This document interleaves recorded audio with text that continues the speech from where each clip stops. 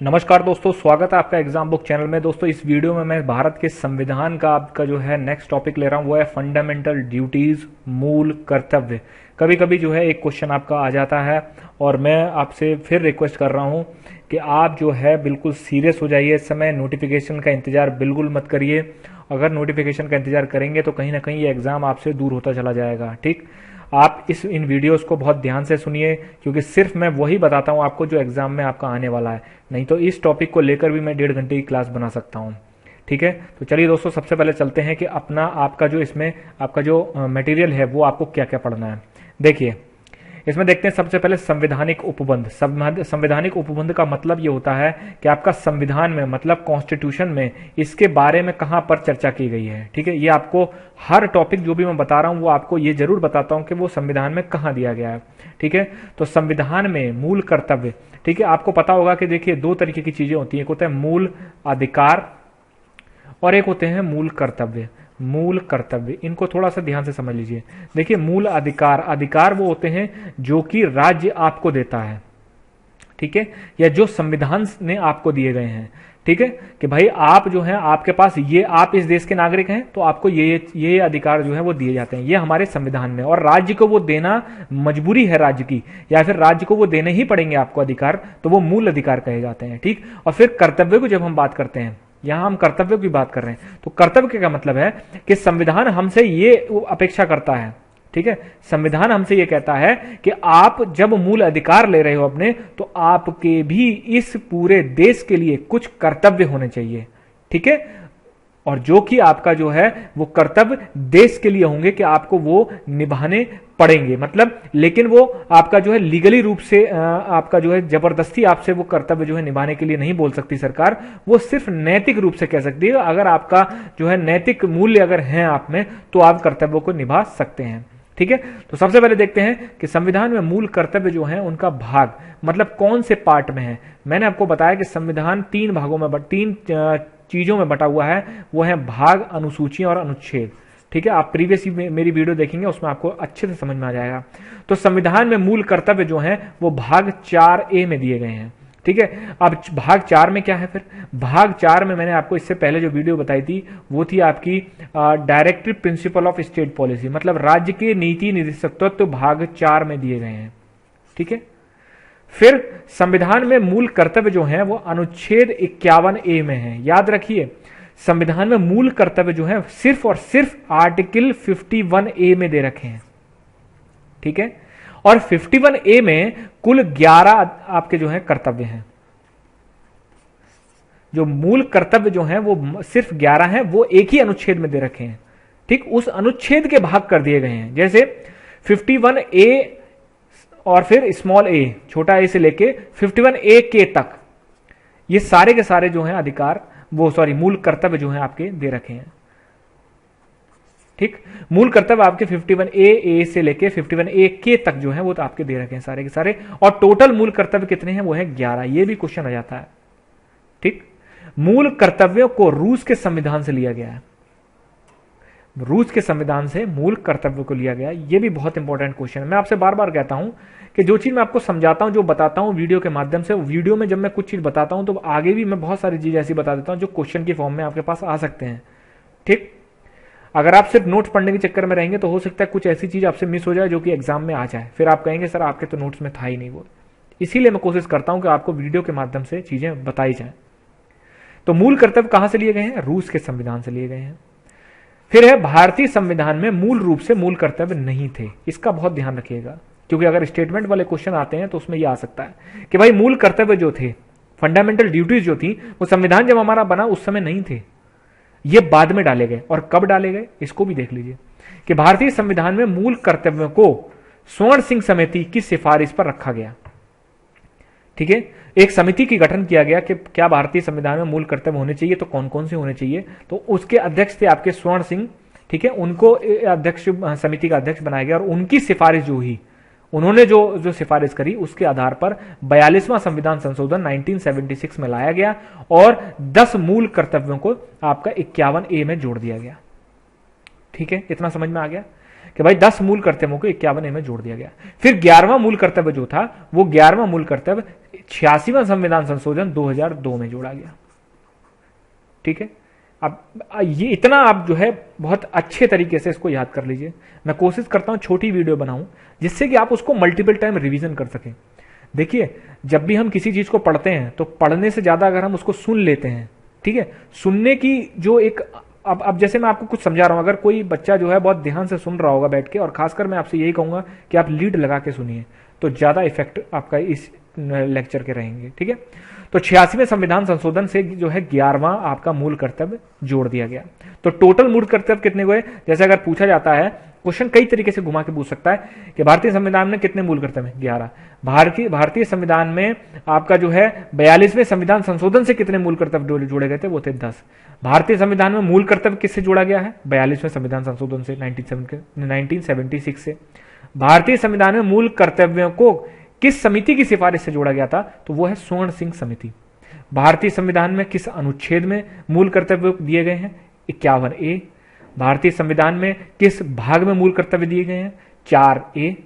ठीक है, ये क्वेश्चन बन के आ सकते हैं। और भारतीय संविधानों में मूल कर्तव्य किस देश के संविधान से लिए गए हैं? तो वह है रूस के संविधान से। इतना समझ में आ गया? आगे बढ़ते हैं, फिर बात करते हैं इसमें मूल कर्तव्य जो है वो केवल नागरिकों के लिए है। ठीक है, इतना आप समझ लीजिए, क्योंकि ये सब चीजें डालने का सबसे बड़ा तरीका, बड़ा एक कारण ये रहता है मेरा कि जब स्टेटमेंट वाले क्वेश्चन आते हैं, जिसमें ए स्टेटमेंट, बी स्टेटमेंट, फिर वो पूछता है ए और बी दोनों सही हैं, या ए सही है या बी सही है, या ए और बी दोनों गलत है। ये क्वेश्चन तभी हो सकते हैं जब आपको दोनों स्टेटमेंट अच्छे से पता हो। तो मूल कर्तव्य जो है वो केवल नागरिकों के लिए है, विदेशियों के लिए ये नहीं है। सिर्फ भारत का नागरिक ही इनको मूल कर्तव्यों को आपका जो है फॉलो करेगा, मूल कर्तव्यों को लागू करेगा। ठीक है, उनको जो भी मूल कर्तव्य दिए गए हैं उनको मानेगा। लेकिन अगर कोई विदेश से नागरिक आता है तो वो मूल कर्तव्य जो है मानने के लिए बाध्य नहीं है, और ना ही उसको बाध्य किया जा सकता है। फिर दूसरा पॉइंट है, मूल कर्तव्य गैर न्यायोचित हैं। इसको मैंने आपका मूल अधिकार में भी बताया आपको, गैर न्यायिक और न्यायिक में क्या अंतर होता है। उसके बाद मैंने आपको राज्य के नीति निर्देशक तत्वों में भी मैं इनको बहुत डिटेल में बता चुका हूं।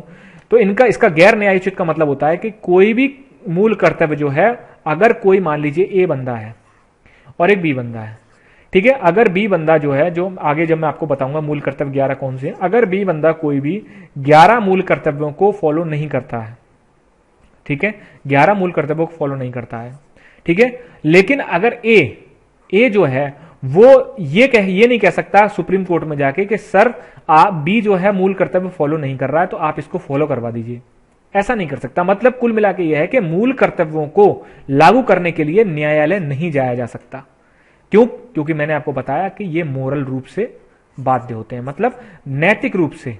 नैतिक रूप का मतलब होता है कि आप इनको कर सकते हैं और नहीं भी कर सकते हैं, आपकी स्वेच्छा के ऊपर है। ठीक, फिर लास्ट पॉइंट इसमें है, संसद मूल कर्तव्यों को लागू करने के लिए कानून बना सकती है। ठीक है, संसद जो है वो मूल कर्तव्यों को लागू करने के लिए कानून बना सकती है। जैसे आपका देखे होगा कि झंडे को जो है उसको एक तरीके से उसको सम्मान देना, ठीक है, हमारा कर्तव्य है। उसके लिए क्या बनाया रखा है? उसके लिए बाकायदा सरकार ने कानून बना रखा है। आपने देखा होगा कभी कभी कंट्रोवर्सी हो जाती है कि कोई खिलाड़ी होता है, ठीक है, वो आपका जो है अगर वो झंडा हमारा पहन लेता है लेकिन उसका अगर नीचे टच हो जाता है तो कुछ हो जाता है, तो देखा आपने पूरे के पूरे जो है क्या नाम है, लोग उसे क्रिटिसाइज करते हैं। सरकार भी उस पर जो है कानूनतः जो है वो उस पर लीगल एक्शन ले सकती है। इस तरीके से जो है बहुत सारे कानून हैं। ठीक है, आगे जैसे कि एक आपको मूल कर्तव्य है कि हमें जो है वन संरक्षण, हमें वो वनों का संरक्षण करना है, नदियों को साफ रखना है, इन सब में करना है। तो आपने देखा होगा कि वन संरक्षण अधिनियम बनाया गया है। ठीक है, उसके अंतर्गत आपको बाकायदा जेल भी हो सकती है। ठीक, तो ये क्या है? ये मूल कर्तव्य हैं। अब एक एक करके मूल कर्तव्य देखते हैं। क्यों देखते हैं? वो कभी कभी पूछ लेता है कि निम्न में से भारतीय संविधान में मूल कर्तव्य कौन सा नहीं है। ठीक है, वहां क्या कर देगा, ABCD 4 ऑप्शन दे देगा, 3 सही होंगे और चौथा गलत होगा। वहां पर आप खेल जाओगे अगर आपने मूल कर्तव्य को ध्यान से नहीं देखा है। चलिए देखते हैं, यह है हिंदी का। ठीक है, 51A मूल कर्तव्य क्या कह रहा है? ये कह रहा है कि भारतीय संविधान का पालन करना चाहिए हमें, उसके आदर्श, संस्थानों, राष्ट्रीय ध्वज, राष्ट्रीय गान का आदर करें। ठीक है, समझ में आ रहा है ना आपको कि भाई झंडे का, राष्ट्रीय गान का, हमारी जितनी भी संस्थाएं हैं जैसे संसद हो गया, ठीक है, राष्ट्रपति भवन हो गया, इन सब की हमें आदर करना चाहिए, संविधान का हमें जो है पालन करना चाहिए। बी, ठीक है, ए बी, स्वतंत्रता के लिए हमारे राष्ट्रीय आंदोलन को प्रेरित करने वाले उच्च आदर्शों को हृदय में संजोए रखें और उनका पालन करें। क्या मतलब है इसका? इसका मतलब यह है कि जितने भी हमारा राष्ट्रीय आंदोलन में जिन जिन लोगों ने भाग लिया, ठीक है, जो भी हमारे फ्रीडम फाइटर थे, उनका हमें जो है सम्मान करना चाहिए, उनको हमें अपने हृदय में संजोए रखना चाहिए कि हाँ, किसी ने हमारे लिए बलिदान दिया है, तभी आज हम लोग जो है खुली हवा में सांस ले रहे हैं। सी, भारत की प्रभुता, एकता, अखंडता की रक्षा करें और उसको अक्षुण्ण रखें। मतलब भारत की एकता को, भारत एक रहना चाहिए, अखंड रहना चाहिए, इसको टूटना नहीं चाहिए, ठीक है। और इसकी सॉवरेनिटी मतलब प्रभुता, मतलब इस पे किसी दूसरे देश का जो है राज नहीं होना चाहिए, ठीक। ये तीनों चीजें जो है वो रक्षा करें और उसे अक्षुण्ण रखें। अक्षुण्ण मतलब बनाए रखें। ये हमारे हम लोगों का जो है, हम लोगों का देश के प्रति जो है एक कर्तव्य है कि हमें ये रखना चाहिए। फिर डी, देश की रक्षा करें, आह्वान किए जाने पर राष्ट्र की सेवा करें। भाई देश की रक्षा करें, और जब भी आपको कहा जाए कि हाँ देश की रक्षा करने का समय आ गया है, तो आप जो है राष्ट्र की सेवा के लिए आप जो है अपने आप को समर्पित कर देंगे। फिर ई, ये कह रहा है भारत के सभी लोगों में समरसता, समान भ्रातृत्व की भावना का निर्माण करें, जो धर्म, भाषा, प्रदेश, वर्ग आधारित सभी भेदभाव से परे हो। ऐसी प्रथाओं का त्याग करें जो स्त्रियों के सम्मान के विरुद्ध हो। मतलब हमें सभी लोगों को, हिंदू, मुस्लिम, सिख, ईसाई, जितने भी धर्म हैं, जातियों के लोग हैं, हमें सबको जो है एक साथ रहना है, समान भाईचारे की भावना रखनी है, और धर्म, भाषा के आधार पर जो भेदभाव होते हैं उनको हमें नहीं करना है, और ऐसी प्रथाओं को दूर रखना है जो कि स्त्रियों के सम्मान के विरुद्ध हो, ठीक है। ऐसी प्रथाओं को जो है हमें खुद ही त्याग करने के लिए हमारे मूल कर्तव्य जो है ये कहते हैं। फिर आता है एफ, हमारी सामाजिक संस्कृति, गौरवशाली परंपरा का महत्व समझें और उसकी परीक्षण करें। मतलब हमारी जो इंडियन कल्चर है, ठीक है, उसको समझें, उसका महत्व समझें कि वो क्या है, ठीक है, क्यों इतना जो है संस्कृति के ऊपर बात की जाती है, और उसका हमेशा परीक्षण करें, उसको हमेशा मतलब बिखरने से उसको बचाए रखें। एफ, जी क्या कह रहा है? जी कह रहा है कि प्राकृतिक पर्यावरण की, देखिए यहां पर बात हो रही है प्राकृतिक पर्यावरण की, ये बहुत ज्यादा क्वेश्चन आता है, ठीक है। ये कह रहा है प्राकृतिक पर्यावरण की जिसमें वन, झील, नदी, वन्यजीव हैं, रक्षा करें, ठीक है। वन, झील, नदी, वन्यजीव की रक्षा करनी चाहिए, और उसके संवर्धन के लिए, मतलब उसको आगे बढ़ाने के लिए प्राणी मात्र के प्रति दयाभाव रखें, ठीक है। फिर ये कह रहा है एच, वैज्ञानिक दृष्टिकोण, मानववाद, ज्ञानार्जन और सुधार की भावना का विकास करें। मतलब साइंटिफिक टेम्पर होना चाहिए, यह नहीं है कि कुछ भी जो है उलझुल समाज में हो रहा है हमारे। मानववाद मतलब मानव का, मानवता के प्रति, मानव का जानवरों के प्रति जो है एक दया भावना होनी चाहिए उसके अंदर, ठीक। ज्ञानार्जन और सुधार की भावना चाहिए। समाज में हमेशा, देश में हमेशा सुधार की भावना से ही चलना चाहिए कि कोई अगर चीज है तो उसमें कैसे सुधार हो, कैसे विकास हो। ये चीज जो है हमारे मूल कर्तव्यों में दी गई है। फिर उसके बाद है आई, सार्वजनिक संपत्ति को सुरक्षा रखें और हिंसा से दूर रहें, ठीक। कितना बढ़िया पॉइंट है कि जो हमारी पब्लिक प्रॉपर्टी है उसको सुरक्षित रखें और हिंसा से दूर रहें, ठीक है। तो ये चीज जो है ये भी हमें ही करनी पड़ेगी। असल में मूल कर्तव्यों का क्या मतलब है? मूल कर्तव्य नागरिकों द्वारा, सरकार या नागरिकों द्वारा देश को दिए जाने वाले कुछ ऐसी चीजें हैं जो कि नागरिकों को जो है देश को देनी चाहिए, और मूल अधिकार ऐसे हैं जो कि मूल अधिकार सरकार या देश या संविधान नागरिकों को देता है, ठीक है। समझ में आ गया? फिर है जे, व्यक्तिगत सामूहिक गतिविधियों के सभी क्षेत्रों में उत्कर्ष की ओर बढ़ने का सतत प्रयास करें, जिससे राष्ट्र निरंतर बढ़ते हुए प्रयत्न और उपलब्धि की नई ऊंचाइयां छू ले। मतलब आपको पर्सनल लेवल पे और कम्युनिटी लेवल पे, ठीक है, व्यक्तिगत और सामूहिक लेवल पे आपको जो है ऐसे काम करने चाहिए जिससे देश जो आगे बढ़े और नई ऊंचाइयों को छू ले। उसके बाद है ये जो आपका, ये यहां तक 10 हो गए, ये आपके सारे जोड़े गए हैं, यहां से लेके यहां तक जोड़े गए हैं आपके 42वें संविधान संशोधन 1976 से, ठीक। और उसके बाद ये आपका जोड़ा गया है 2002 में, ठीक है। इसीलिए मैं कहता हूं आपको कि बार बार आप इस चीज को ध्यान रखिए। और ये 11वां मूल कर्तव्य किससे जोड़ा गया है? ये जोड़ा गया आपका 86वें संविधान संशोधन 2002 में। अच्छे से इसको याद कर लीजिए, क्वेश्चन आपको बिल्कुल वैसा ही मिलेगा जैसा मैं आपको पढ़ा रहा हूं। इसके आगे आपको कुछ नहीं पढ़ना है, किताब में भी पढ़ेंगे तो भी आप यही पढ़ेंगे, इसके अलावा कुछ नहीं पढ़ सकते, ठीक है। तो 2086 में संविधान संशोधन 2002 में क्या कहा इन्होंने कहा कि यदि माता पिता या संरक्षण 6 वर्ष से 14 वर्ष तक की आयु वाले अपने यथास्थिति बालक या के लिए शिक्षा के अवसर प्रदान करें। मतलब इसमें यह कहा गया है कि माता पिता और संरक्षक का यह कर्तव्य होगा कि वो 6 साल से लेकर 14 साल तक के बच्चों को शिक्षा प्रदान करें।